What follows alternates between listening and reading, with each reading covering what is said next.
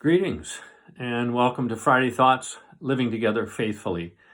Come together today, just back from Nashville, a chance to spend a little time with our youngest granddaughter, just turned 7 last Friday, and we got to participate in our very first birthday with her, seeing the changes in her life and reality in the 20 months since we saw her last was pretty profound. And I was super grateful that Kathy and I had time to spend with our son and daughter-in-law and our youngest granddaughter, Addie. Along with that, I come back and see the changes going on. We've been constantly moving forward with plans for gathering in worship indoors again and doing that consistently. And I'm excited about that, and I wanted to talk with you about that today. I'm also in the midst today. We're in the middle of our Synod Assembly. It's a virtual Synod Assembly. The theme is Waiting in Hope, and there's also a segment called Planting Hope. It just seems very appropriate and fitting since our whole Lenten series was Hope Changes Everything. And so we are people who plant seeds of hope, and we are people who wait in hope for the coming of God in fullness. And I think that that's a good way to approach moving forward and getting through this pandemic that we have been battling and dealing with for the last 14 months or longer. We wait in hope, and that hope is coming to fruition, and the light is clearly at the end of the tunnel. So I'm well aware that yesterday the CDC came out with brand new guidelines, and I've been hearing from some folk how excited everyone is about doing away with masks, both outdoors and indoors, doing away with some of the social distancing and all of that. Quite frankly, the new guidance that came out yesterday was pretty dramatic and certainly more rapid than I expected. And so it's causing me some struggle to wrap my head around all the changes, given how hard we've worked this last year to keep everyone safe. The Restart team is already addressing these changes. They will be meeting again. We weren't supposed to meet for another week and a half. We're going to meet this coming Wednesday to address that and to talk through a lot of how that impacts our life at Trinity. But in the midst of that, what I want to share with you is that in spite of CDC guidelines opening things up, I want you to remember they said that each business, each community has to still decide how it moves forward. And we have worked very hard to put together our plans for restarting our indoor worship and what we feel safe and comfortable with.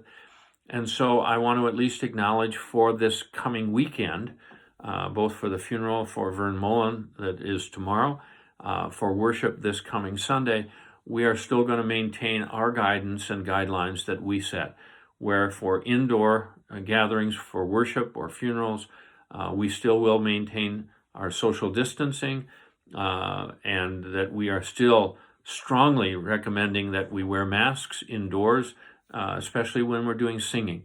We're just not ready to open that up as yet. And we hope we'll come to a different place maybe next week or in the next couple of weeks. But we feel it's important for us to stay the course of what we put together. There are some people that frankly are ecstatic about getting rid of the masks and can't wait to do that. But there are others who are still living with some fear. We have folk who are not yet vaccinated or maybe in the early stages of it. And so we feel we need to, again, make decisions about our community life together that is for the benefit of all, and especially for those who are most vulnerable among us. I always like the quote by Martin Luther where he said, "A Christian is perfectly free, therefore subject to none." We're free in Christ. But then the next line, Luther said, is, "But as a Christian, bound to Christ, we are therefore dutiful servant of all." And so I want to stress that as we think about how we come together again as community. We are perfectly free in Christ, bound to none. But we are also bound to Christ as dutiful servants of all.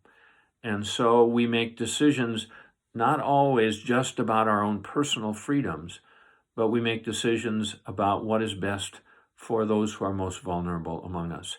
And so we we make sacrifices and we take actions that we'd love to do away with so that others can be safe. And that's how we are approaching this for right now. Things are opening up, and we know that for any gatherings outside, masks are now not needed. We know that outside, social distancing becomes less and less of a factor. It means that going forward, when we meet outdoors, we can have coffee and conversation going on, and we look forward to that, the reconnection that's so vital to our life together as a community. But as we come indoors as yet, because of airflow and all the things that go with that, we are going to at least approach it somewhat cautiously, and we will keep moving it forward with hope, with expectation, with promise, and the fullness of God's love embedded in all of that. So as we approach this coming weekend, we still ask for you to register for worship so we know who's going to be there. And we ask you to continue to respect that indoor plans for wearing a mask so that we can sing together and do so safely, that we can be together and celebrate God's love together as we gather around the table with some first-time First Communion people, young kids with that. And we are excited about moving indoors and becoming that community of faith that we have cherished for so very long. So we look forward to that, and we look forward to seeing all of you.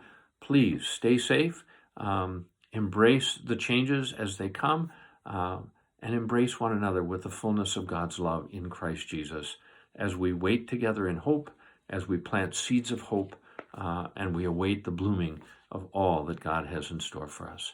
So our thoughts and prayers are with you all, and we look forward to seeing you. Take care, and God bless.